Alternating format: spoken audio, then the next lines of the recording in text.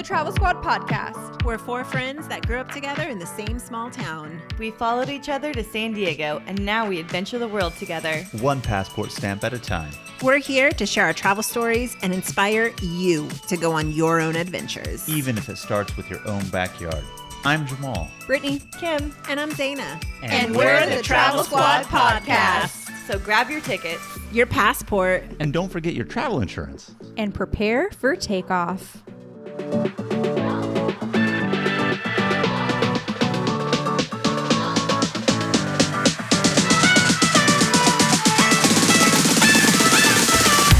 Hello, fellow travelers. Hey, everyone. Hola. Welcome to episode number 77. Today, we are talking about Valle de Guadalupe. Valle de Guadalupe is Baja California's wine country, but at a fraction of the price that you would pay in California. And since it's literally in our backyard, Jamal and I decided to take a little weekender getaway and treat ourselves to a wine-filled weekend. Valle de Guadalupe is just a hop, skip, and a jump from the border here in San Diego. It's about an hour south of San Diego / Tijuana, nestled in the valley just east of the beautiful coastal Mexican city of Ensenada. I have been to many places in Mexico. In fact, I think I've explored more of Mexico than any of you guys because I always go to Mexico City to see my friend Nicole. I'd have to disagree. I think I have explored more than you. I've been to Puerto Vallarta, Cabo, Cancun, Tulum, Mexico City, a small town outside of Guadalajara, Valle de Guadalupe, Rosarito, Ensenada. Damn, she's showing you Tijuana. up. Whoa. Didn't even say Tijuana. You've definitely explored more of Mexico City, though. In fact, I've been to a lot. But you actually took me off guard with that one. So, Booyah. que bueno. I'm excited to hear all about Valle de Guadalupe because of all the places that I've been to in Mexico. I have not been to Valle de Guadalupe. I've actually been not once, not twice, but 3 times. Tres? Tres. You are the expert here. I went once for a really cool holiday party with a job of mine in the past. We did a day trip there.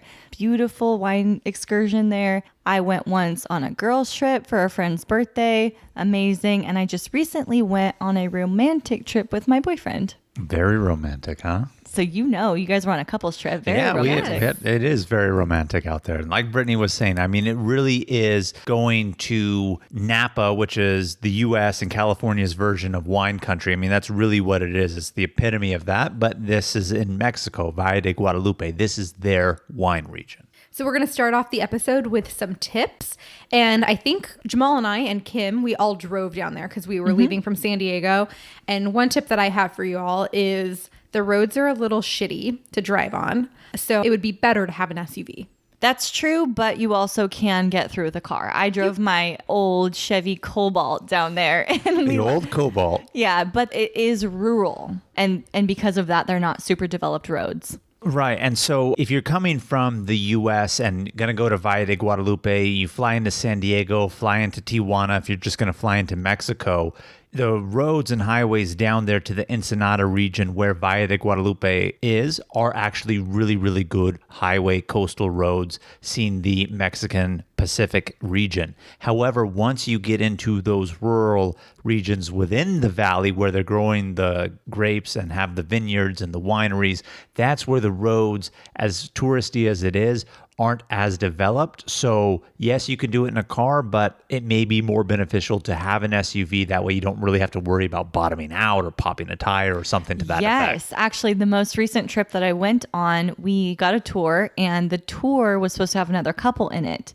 but we had to make some arrangements and alterations because this couple was coming from San Diego and they didn't take the toll road. So they did bottom out on the roads and then their car broke and had to get fixed in the region. That sucks. Yes. And some Es no bueno. Some of the rural roads are more like dirt roads, and we had gone in January and it was after a big storm, and so the roads were really wet and there was a lot of big puddles that I wouldn't want to get stuck in. Another really good tip to keep in mind is that most places accept US dollars. It really is a touristy area. Yes, you have a lot of Mexican nationals who come to that region because it is very well traveled. And like I said, it is Mexico's wine region. But being so close to the United States, lots of Americans come over there. They do have lots of places that accept US dollar, but I would still recommend converting your currency to pesos just to have as well. Squad tip. The price you'll pay in Mexican pesos is cheaper than the price you'd pay in US dollars or US credit card. So it is advantageous to have pesos. Yeah, and an example was even for the bathroom. In Mexico, a lot of places you have to pay to use the restroom. So the bathrooms, they were charging 10 pesos, which is like 50 cents, or they were charging 75 US cents. But of course, if you're at a winery, you don't have to pay to use the restroom. You're a customer there and it will be open and free to use. Also, I love going down to Mexico because you do get a little bit more for your money with the US dollar.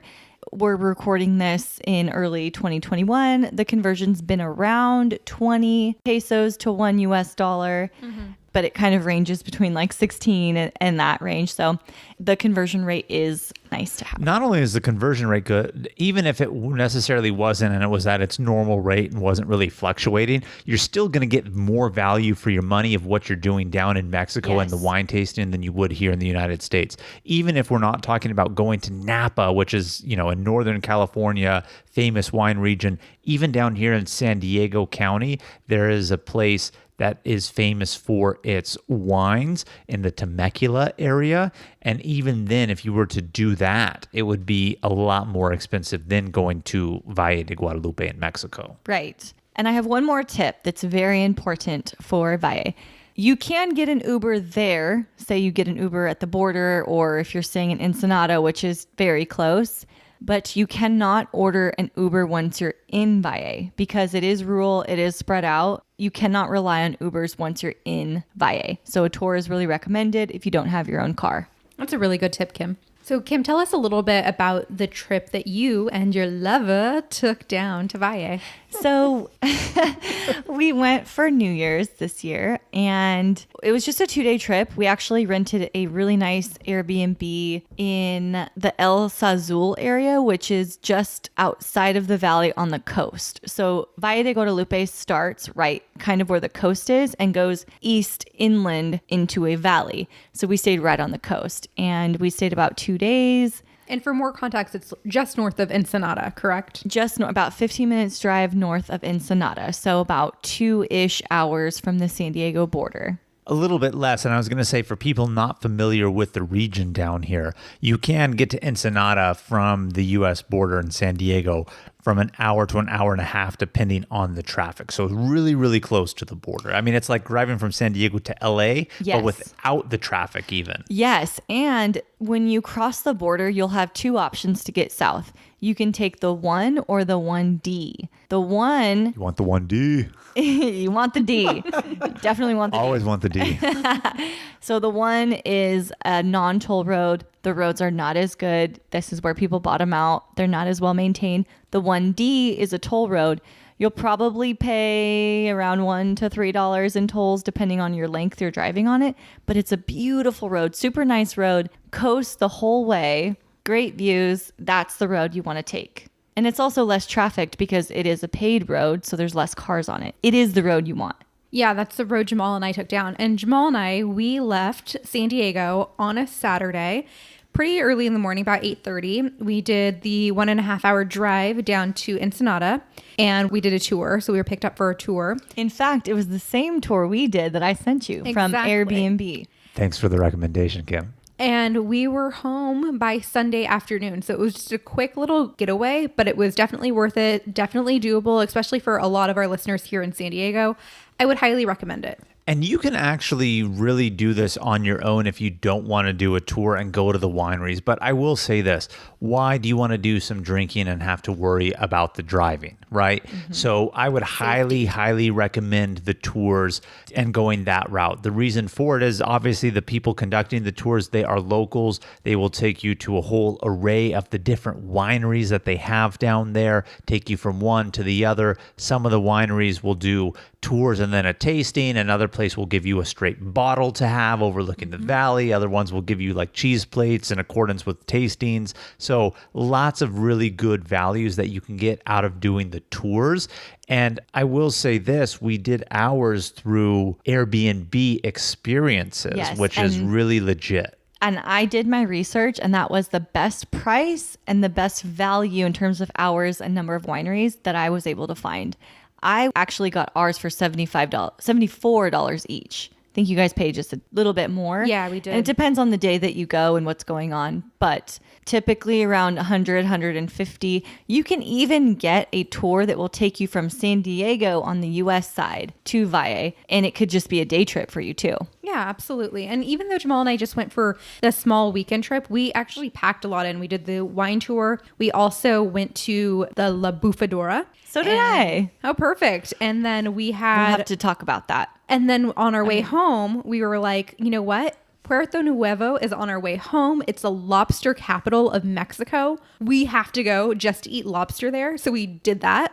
And then we drove home. Beautiful. It was fantastic. But let's get a little bit more into what the whole heart of the episode is, which is the Valle de Guadalupe experience. So let's talk a little bit about transportation and getting there. As we mentioned, we, being so close to San Diego, drove across the border and went to Ensenada, which is the hotel areas that we stayed at. Kim stayed in an Airbnb, and obviously Valle de Guadalupe is no further than 30 minutes away inland east from there. One thing I will say is if you are driving across, or again, if you're not a local coming from somewhere else in the United States and flying into Tijuana directly versus into San Diego, nonetheless, you should get car insurance. It is required by law in Mexico for you to have car insurance. For the weekend, for Brittanie and I, it was about $45. It'll make you fully covered.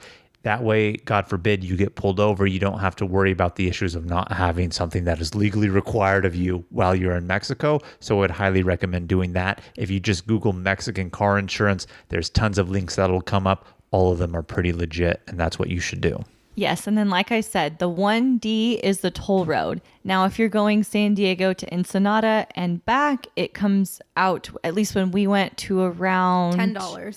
Yeah, so it's not expensive, but when you get to these various different toll stops, you're going to see Mexican police officers, sometimes with very large guns, but don't be alarmed. They're just toll road guards pretty much, and you pass right through. You pay the money and pass right through. Well, it's really there for your safety. I mean, these are the toll roads. These are the more safety and protected roads, so they're not there to really harass you. It's more of a safety issue than anything else. And on our way down from San Diego to Ensenada, there's about 2 or 3 tolls to go through. Each one of them is equivalent to about like $1.80, $2 like US. So that's what we're saying, back and forth, down and back up is going to be about $10 realistically. And they do have the prices there for you in Mexican pesos. And as we were saying earlier, they will even have them listed in US dollars. So you can pay those tolls in US dollars. But again, you're going to get a better rate if you use Mexican pesos. Of course. So if you aren't from San Diego, one thing to just know is you can't rent a car and bring it into Mexico. So the other option would be to fly into Tijuana. And we actually met a couple who was from Guadalajara, and they flew into Tijuana and they took a bus to Ensenada to get there. And that worked out for transportation for them. You can also easily get an Uber or a cab if you flew into TJ, and they will be happy to take you to wherever you're going within a couple hours south. So inexpensive for Ubers in Mexico. Really, really inexpensive. And then there's, like I mentioned a little bit earlier, you can get a tour from the US side of the border or the Mexico side of the border that will take you to Valle. You can hire cars. I think I saw a couple that were for about 10 hours of car service, about $120 US.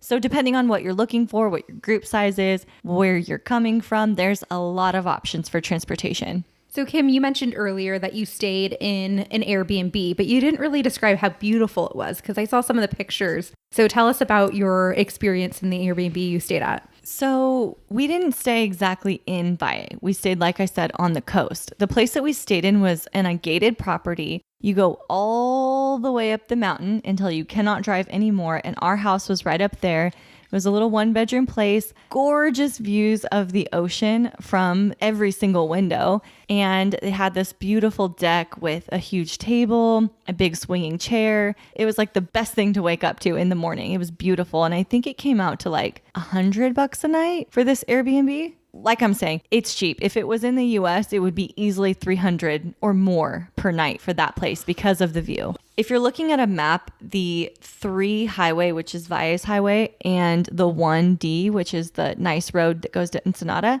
kind of cross paths, and about right there is where El Azul is. So it's the perfect place to stay if you want to go to Ensenada and Valle. And there's a lot of great Airbnb properties right there. I stayed one with the girls trip. I think it was only like $78 a night, and it had 3 bedrooms. Oh, wow. And an ocean view. So there's a lot of options there. But actually in Valle, if you're willing to splurge a little bit more, you can get the most beautiful, unique glamping experiences. They have one that's like this gorgeous big bubble.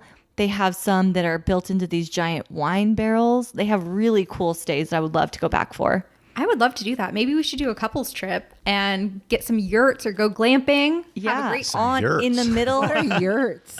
Yurts are like tents. I've never heard of a yurt. Oh yeah, yurt. It's a glamping experience. And also these amazing experiences that they have in these unique stays are often in the middle of a vineyard on a winery. Right in the middle of it. Right in the middle of it. Right in the middle of all that action. You're not running out of your booze if you're staying there. I'd be like, where's the more? Just wake up, walk out to the field, and there you go. You know, we should actually consider doing that and maybe doing like a staycation there with the travel squad. Absolutely.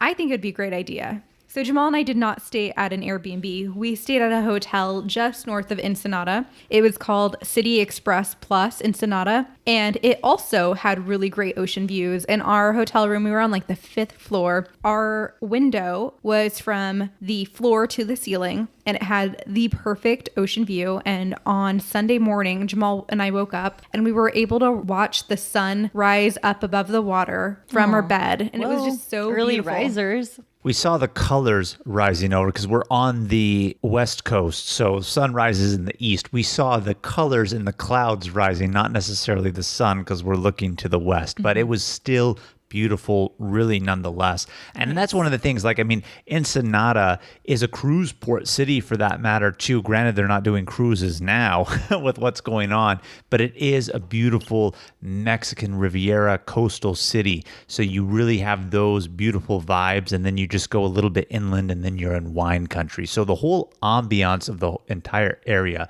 And Brittanie said we stayed at a City Plus. City Plus, or City Express Plus, excuse me, is a chain in Mexico. I mean, we stayed at a City Express Plus when we were in Mexico City For Nicole's also. wedding. Yeah. So it is a chain. I highly recommend it. We had a complimentary free breakfast, which was actually really, really legit. A buffet?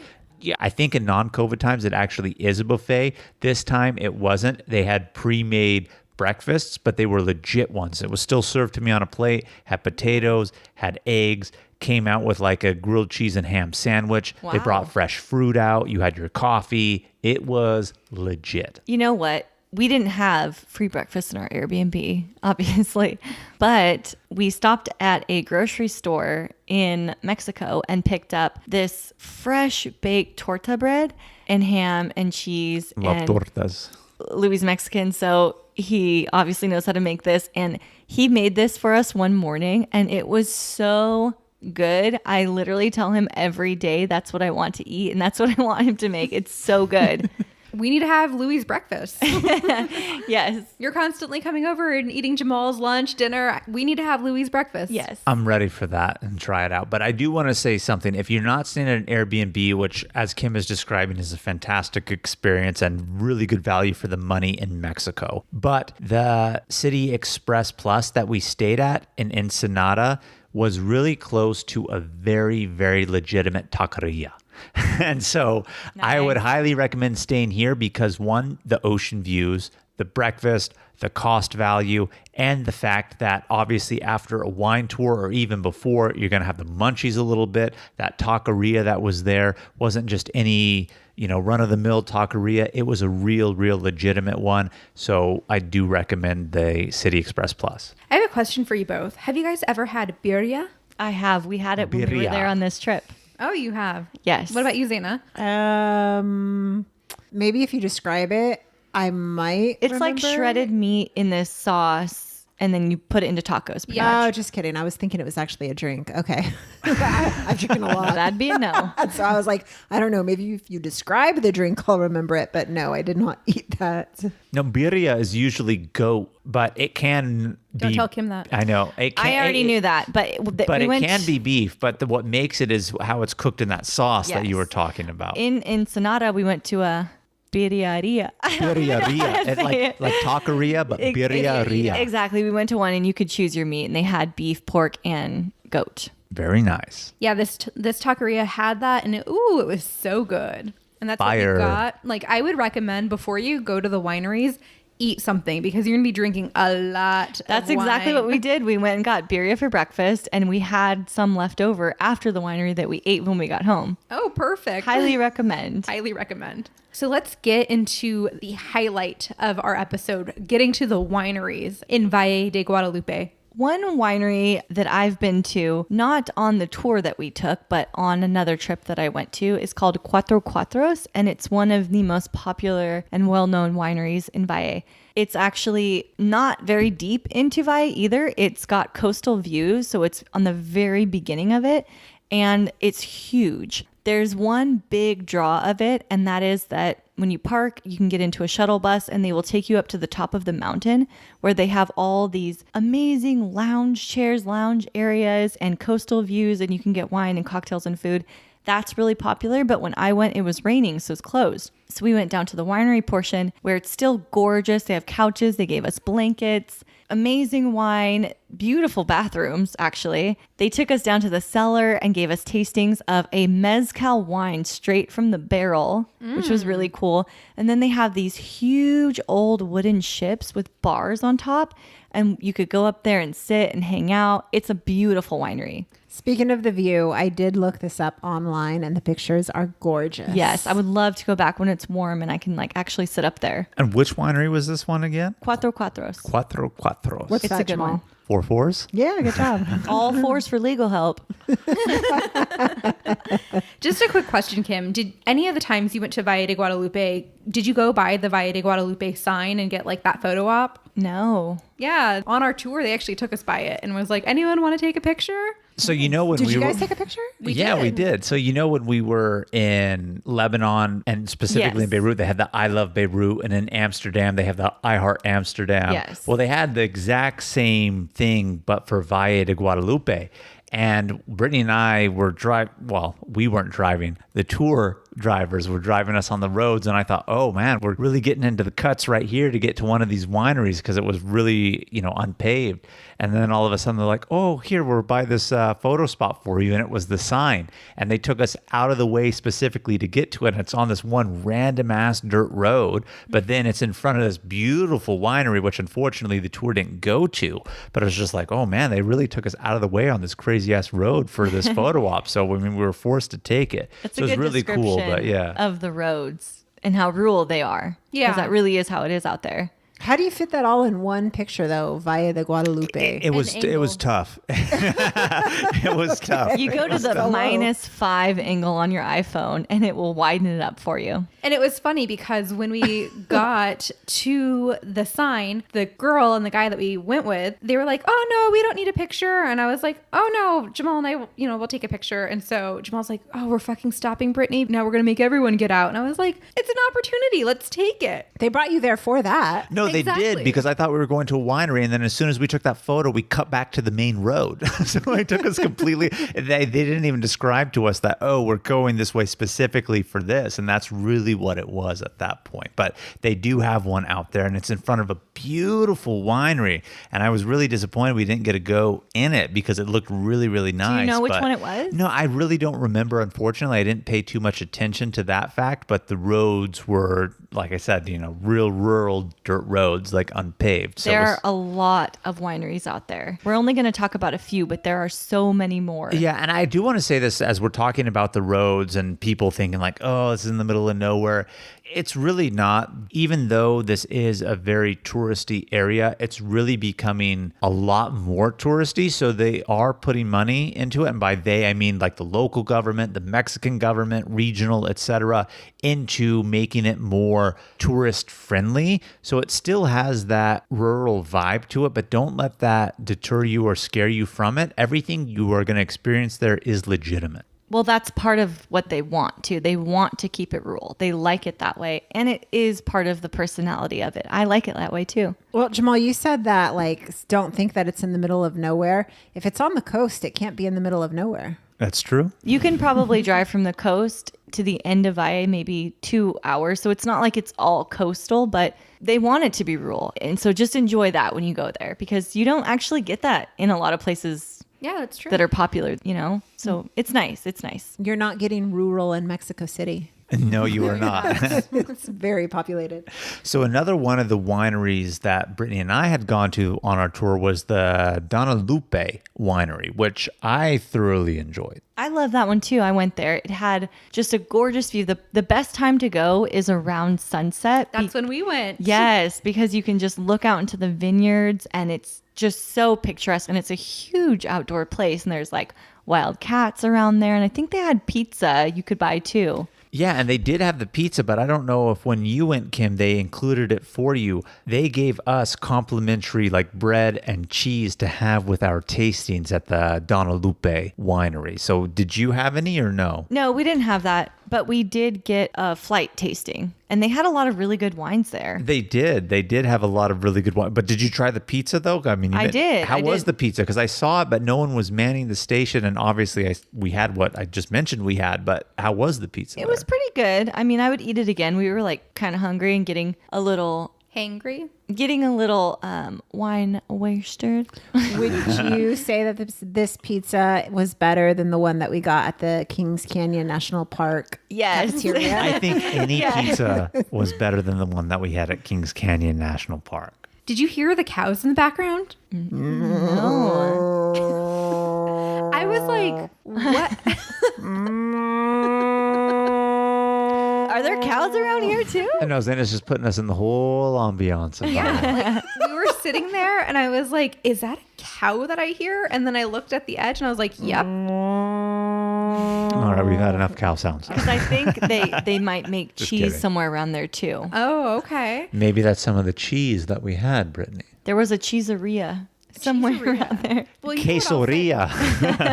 You know what else I liked was I tried the honey wine on my So did wine tasting I. flight and I really liked it. Yes. You know, I was took really a sip good. of and that was actually one of my favorite ones. I usually don't like sweet wine or dessert wines for that matter, but I was like, all right, I want to try the honey wine. And I took my first sip of that on the tasting and I thought to myself, oh, this is a little too sweet, but I didn't hate it. But the more I kept sipping on it, the more and more I was like, this shit is fucking delicious. And it really, really grew on me the more and more that I had it. So how do you feel about Moscatos? Not a huge fan. I like those. Those are nice and sweet. Me too. I like them too. But this was the third winery we visited that day. So we were here at sunset. So it was really beautiful looking out at the vineyards and seeing the sunset in the distance. Yes, because this time you could really see it going over the ocean. Not that you could see the ocean, but you can see out of the valley going to the coast and just watch it. And it was really, really beautiful to see it. Yeah, and I don't know how busy it was when you guys went, but when I was there was almost nobody there, and it's a huge space. So if you are thinking about COVID, this is a great place to go because it's all outdoors, super open, and not very busy. Yeah, that was the experience we had too. It wasn't very busy. And the wineries that we went to on this tour, being that it was in the COVID era, very good with precautions in terms of like they could take your temperature, they give you hand sanitizer when you walk in. They even in a lot of places, make you walk over a thing that sanitizes Like a your mat. feet. Yeah. I really felt like they took COVID precautions a lot more seriously than places here in the U.S. Anytime Certainly you walk into more. a building or go into one of those, they forced you to sanitize your hands. They did temperature checks on everybody, like you said. So really good place to go and actually feel really safe. Like you said, outdoors, and they are taking the precautions very, very seriously. Hey travelers, let's take a quick detour to talk about our travel itineraries that we've created just for you. We now have 6 different trip itineraries. 1 week in Kauai, An American Southwest weekender road trip. A week in Yellowstone and Grand Teton National Parks. A road trip adventure featuring all 3 of Washington State's national parks. Big Island, Hawaii, and an Arizona road trip that features all 3 of Arizona's national parks. We are obsessed with these. These itineraries are 20 to 30 pages, PDF guides with every detail of the trip laid out. We're talking about where to fly into, the exact route to take, where to stay, park entrance fees, where to eat, driving distance between attractions, what things to see and do, the hikes we recommend, the mileage of the hikes, and even the recommended time to allot for each one, plus so much more. We have story highlights on our Instagram at Travel Squad Podcast where you can see the full guides. We have done all of our research and actually taken these exact trips. And we have taken all of the guesswork out of the planning. So all you have to do is show up and have fun. Purchase your comprehensive Travel Squad Podcast itinerary on our website at travelsquadpodcast.com. Best of all, they're on sale right now for $25. That's 50% off the regular price. So travel on over now to get yours today. Another one that I went to that wasn't on this tour, but it was on another time is called Vena Cava. And it's actually a cave they've built into the ground. Ooh. It was really cool. Beautiful wines. And they also have a whole outdoor space with lots of tables and really good food that they'll cook on an outdoor kitchen right by the table. So I recommend that place too if you're not going on an organized tour that doesn't hit it up. Another winery we went to was called Baron Balche, and this is a Mexican winery, and it also has a cool little cave kind of area where we had to go down these steps, and they use the natural climate from the rocks, so like no AC, so that the earthiness of the area seeps into their wine. And you wouldn't even need AC because it was cold down there. It was cold down there. Stays and they cold. had tons of barrels just lined up. You could get really nice, cool photos while you were down there on this little wine tour before the tasting. And they even explained how they use their barrels, and their barrels are used for 7 years. So for 4 years, they put in their premium wines, then they reuse that barrel. And for 2 years, they use their medium wines in there. And then they once again reuse them for 6 months to a year for their young wines. So they're completely reusing it every single time. And then after the barrel has hit its lifespan, they either resell them or repurpose them for furniture. Guess what? What? I got a free glass of wine at this place. How'd you score that? Vino gratis? Because like I said, we had the other couple that was supposed to be on our tour had some car issues. So we were waiting for them. So while we were waiting, we ordered a glass of wine. Boom, boom, boom. It was free. Bam. And we got the tasting. You know what's really interesting about this one winery is that I like white wines. They're just not my preferred favorite, but of all the wines that they gave us of their samplings that they had here, and they gave us a variety of their young to mediums. I don't think they gave any of their high-end ones on the tasting that we upgrade. did. You can. They had many different ones. The tour that was included for us that went over the whole process, and the tastings didn't include that one, unfortunately. But their white wine was probably the best wine I had the entire time of all the wineries in Valle de Guadalupe, and white wine is my least favorite. I mean, I shouldn't say least favorite. I like whites. I prefer reds, though, but it Yeah. was exceptional. Really, really exceptional. It was good. I loved the rosé. The rosé was really good I bought too. a bottle of the rosé. Yeah, so they gave us 3 different wines to taste, 1 white, 1 rosé, and 1 red. That's nice. And you mentioned that it was 100% Mexican owned, which is actually surprisingly rare. Not all of them are 100% Mexican owned. In fact, they have a large Russian population out there. Interesting. Yeah. Wouldn't have guessed that. I did not know that. Random, but yes, that's what I learned on the tour. So the last winery we're going to talk about was called Dominic, and I don't think you were able to go to this one, Kim. No, because like I said, we had some Car issues. car issues and then it was closed by the time we went there. That is a shame because this one would have been really up your fucking alley. I This know. one Really fucking screamed up your your alley. name, Kim. Damn it. So let me Have to go describe back, it. darn. Well, real quick before you describe it, all this means is squad trip down there. Oh, yeah. Seriously, Like, I'm thinking about this weekend, I maybe. want to do different wineries, but I totally would do this tour again through Airbnb experiences because that's how much I enjoyed it. It was really legit. Monte Zanuck is another winery I've been dying to go to down there that's really popular. Let's go. But Kim, I really think you would have liked this winery. It just had the ambience that said Kim's name, Lush Teas. Because it was just like so cute, beautiful, stylish. You wanted to be there. Yeah, so they had this huge elevated deck, and they had really comfy white couches. They had chairs to sit on. They had those egg swings that are kind of like shaped like eggs that hang from like the ceiling.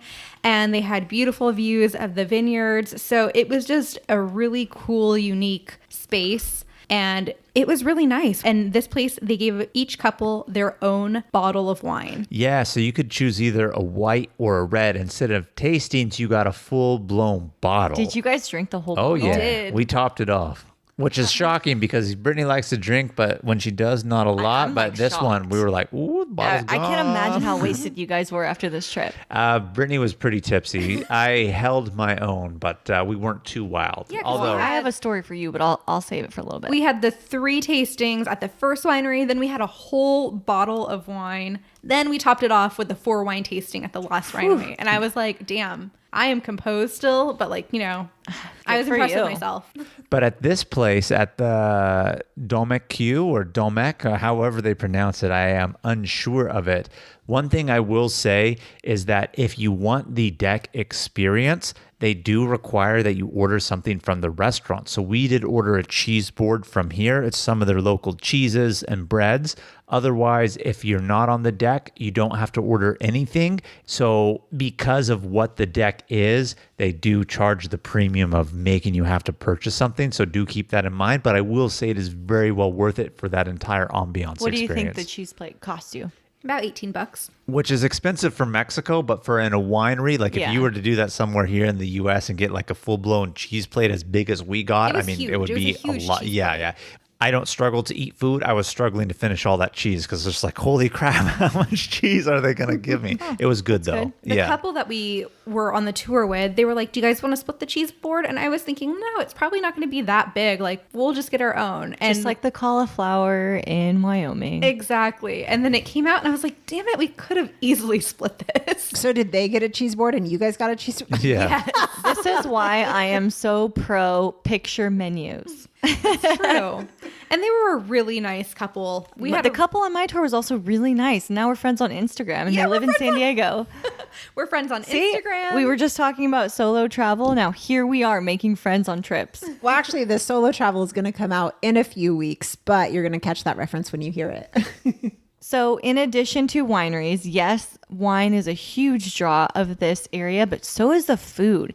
They have so many gourmet bomb restaurants in this area. Chef Javier Plasencia is a super well-known chef locally, and he has a couple of restaurants down there. One of them is Finca Altozano, and the property is gigantic and it's gorgeous. And we got there just before the sun went down, so we were able to take it in while the sun was still up, but it was like golden hour, so it was beautiful.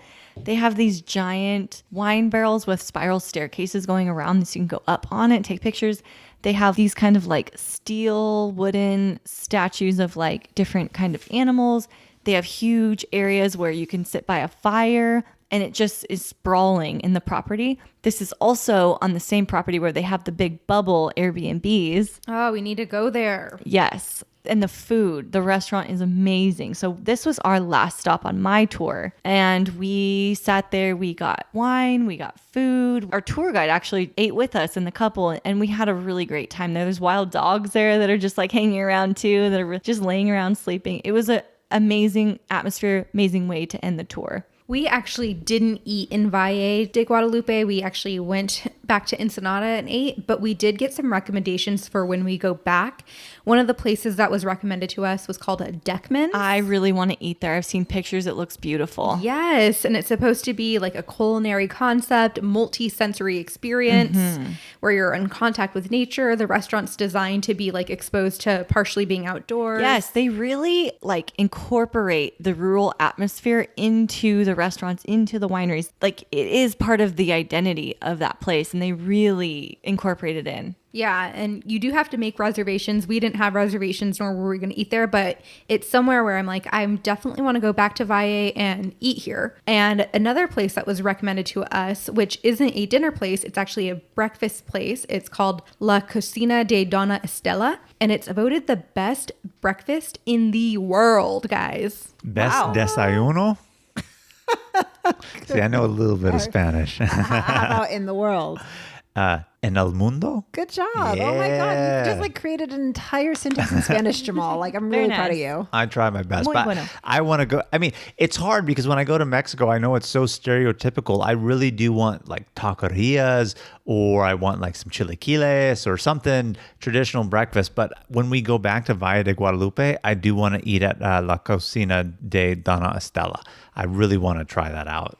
I mean, it's voted best breakfast in the world, someplace in rural Mexico wine country. Did they say, imagine that. Like, what dish is the Yes. best? The house specialty is machaca con huevos. Oh my God. I love machaca. Give me machaca bread all day. I don't even know what it is, but like It's fucking like love shredded machaca. beef, right? Shredded beef with eggs. Yeah, and then you get a tortilla. And So let's go there because I Okay. want that Down. breakfast. Like we can have like a whole day where we do a big breakfast in the morning, then we go to the wineries, get wined up, and then we go to like Deckman's for dinner, stay in our little bubble. We could Love be it. real bougie on the inexpensive Mexican peso, huh? There you go. Yeah, that's a benefit. You can splurge a little bit more here in Mexico because your dollar goes a little bit farther than it would in the US. So I love it. Fuck them hard. Fuck 'em hard. Okay, question. When you finished your wine tour on a 1 to 10, how drunk were you? I would say I was a solid 7.5. Jamal? Because I have a little bit higher of a tolerance, I would put myself at a 6. All right. So I was blacked out. But did you get more than what was included? Like when you were there, did you purchase more? We didn't go to the third place to get the bottle, but we got a bottle at Finca Altozano. I think we got 2 bottles actually.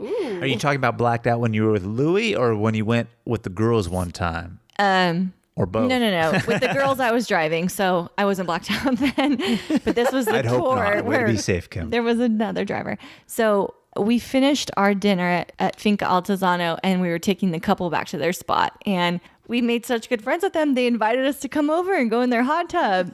So I wasn't blacked out. I guess I was browned out because it's all a little hazy. But we ended up in their house with the driver too. In the hot tub? No, we didn't go in the hot tub.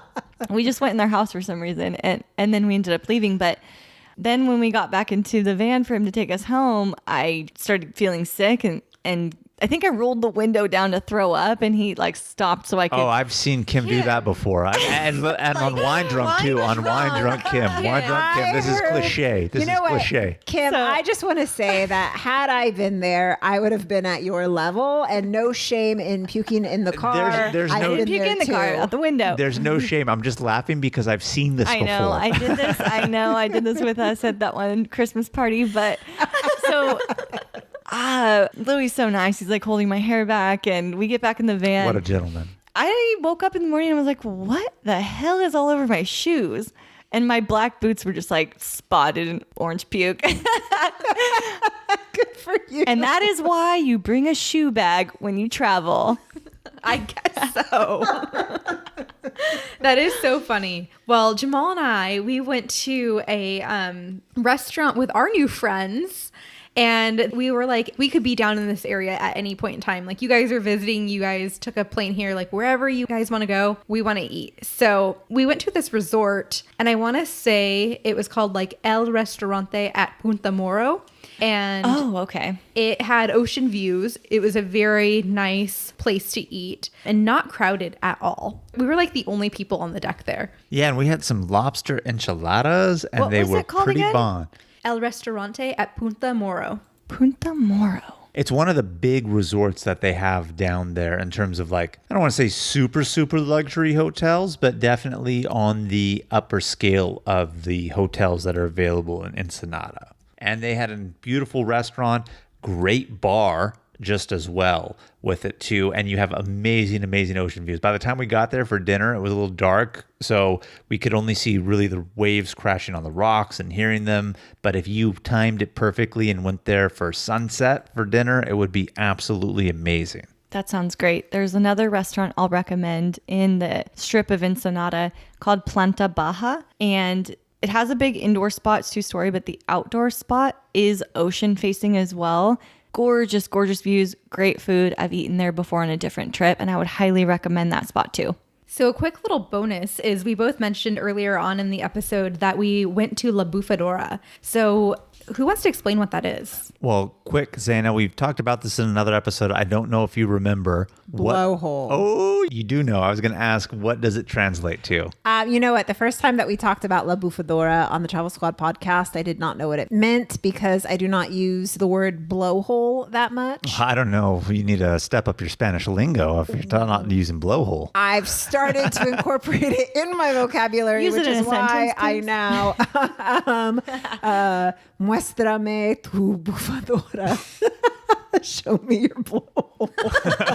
Well, that's a little grotesque. Well, I will tell you. How would you have used it in a sentence? I can't say it in Spanish, but my sentence would have been, when in Ensenada, I went to La Bufadora. And I will tell you exactly what La Bufadora is. So it's a little bit south of Ensenada. About an hour drive. Yeah. Proximity wise, it's actually not that far. It takes a while to get there because one of the highways does go through the city. So there are stoplights. It gets to a little bit more rural area. So even though it is technically signed as a Mexican highway, you do go through the city. So it takes longer than it really should in terms of actual distance.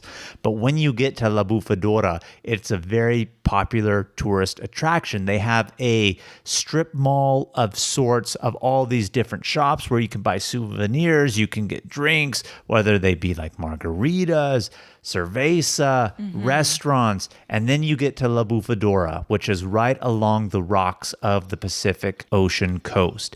And what it really is this perfect little corner where as the tide and waves come in, it creates this pressure in a squeezed tight area between the rocks where the water actually rises and blows up, hence the name blowhole. So it's almost like a natural geyser, but not really a geyser, but that's the best way I could really describe it. And it happens like every minute. When we were there, it was going and going, and then it stopped for quite a while. So I think it just really, you're right, it does have a real high frequency, Kim, but sometimes, you could really have a long lull between when enough pressure gets pushed up between those rocks for it to really come through. You could always hear it gurgling like the blowhole's ready, but it doesn't always give you full explosion. When you guys were there a lot of people standing to watch it? When we were there early enough in the morning. It wasn't that crowded yet, but I'm sure if we were there later in the day, it definitely That's a good would tip. have Yeah, been. I was there around 1 or 2 and it was very crowded. Yeah, so it's a cool little tourist trap. It's fun to go there just to see the souvenirs, have the drinks. It is an experience. If you're in Ensenada, you might as well. Would I say it's an absolute wow factor for me? No, but if you're there, it is something to do and I would recommend it, but just don't expect to be completely enthralled by it. Yeah, we had lunch at a restaurant right there. Ocean view, indoor, outdoor kind of space, Was drinks. it a huge wooden restaurant? Because there was one that I was eyeballing. I can't remember what the building material was, but it had a beautiful view and it had a live man playing music and singing live. Oh, it was nice. great. Oh, very nice. So definitely do go check out the Blowhole or La Bufadora, whatever you prefer. And hear it gurgle. Yes, that's the fun part, is watching it blow. And then we've been talking about tours a lot, and there are a lot of places that you can buy tours at. Airbnb experiences where we went. I felt really good about buying that one because it's going directly to a person who is giving you this experience. And I had a really good personal experience with this person. It was also the best price, which I love. But there are tons of different tours. I know Baja Vino is another one that's really Baja wine tours. There's a lot. So if you just Google them, you'll find them. They'll take you from the US side or the Mexico side, and they range in prices. You can also just hire a car and choose your own path So there's tons of options no matter what you want to do. Yeah, and I want to say, obviously the prices, as you said, Kim, will vary, but a lot of them have an average cost of maybe just a little bit of under $100 to $100. Or 150, I thought. Yeah, I mean, depending. there's definitely higher end ones, no doubt. But I'm saying in terms on average, I feel like you can find one in the Yes. low 100 range or a little bit under 100, and it'll give you the full experience of the wineries, the tastings. You don't have to worry about the driving. Obviously, when you get to the wineries, because they do cater to a lot of Americans, lots of people there know English too, so you don't have to worry about that. And you have the tours, the transportation. So it really creates a good value for the money. And unless you are a Spanish speaker and can hold your alcohol, or somebody is going to be DD, I really think the tours are definitely the way to go if you're going to go to Valle de Guadalupe.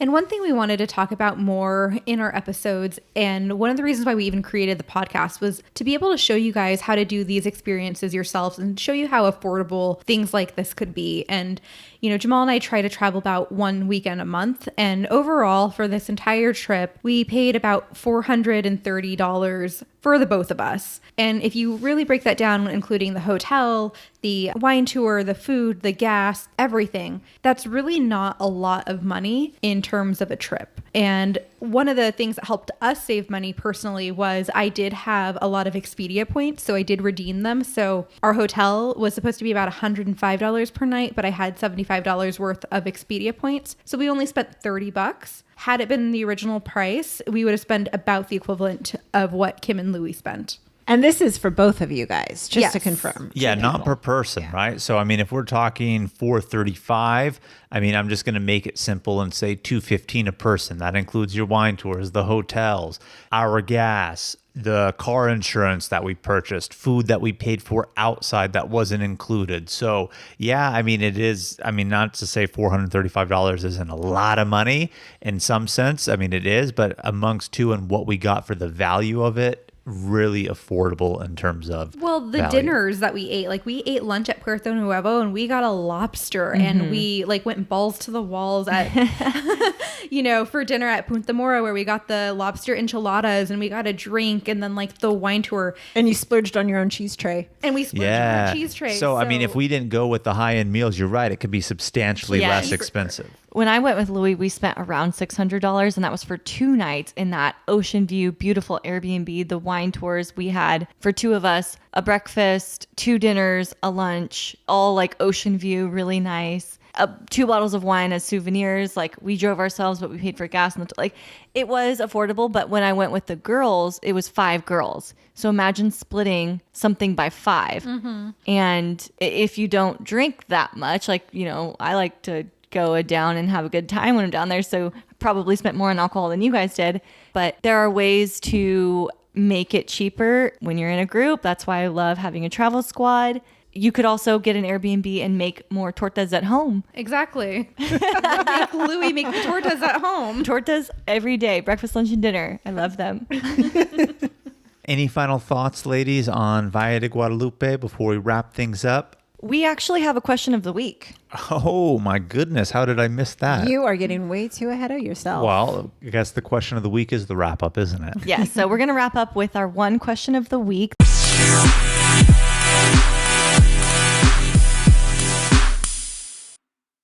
This one came in anonymously, and they're asking, if you don't speak Spanish at all, can you still do this trip? I mean, Jamal did it. Absolutely, yes. He just spoke a sentence of Spanish. You're right. You're right. You know, Sorry, Jamal. I discredited you. I apologize. I cannot speak full sentences because I get flustered, and I'm not going to say my Spanish is great, but I know enough to get by with key phrases and what to ask. However, even if I didn't know that, I would say yes, because this is so close to the border that you are likely, I take back likely, you for sure will encounter people working in the hospitality industry in that area, whether it be at the wineries or the hotels that do know English. If you do the Airbnb tour that we did, it specifically asks, do you want the tour in English or in Spanish? Even the road signs are in English. Most of the people that work at the wineries, the tours, the hotels, the Airbnbs, you can get it in English or you can translate it either on the Airbnb app or figure it out when you're there. Google Translate. Yes. So you'll be just fine with just English.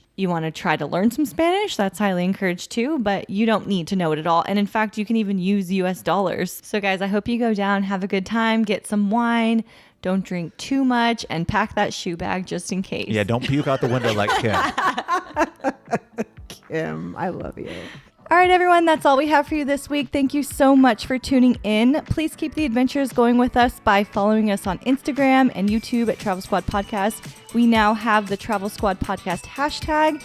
If you tag your photos with that, we will share them on our profile. And please send us in those questions of the week. And if you found the information in this episode to be useful, or if you thought we were just plain funny, please make sure to share it with a friend that would enjoy it too. And as always, guys, please subscribe, rate and review our podcast, and tune in every Travel Tuesday for new episodes. Stay tuned for next week's episode. We have some more amazing adventures and tips in store for you.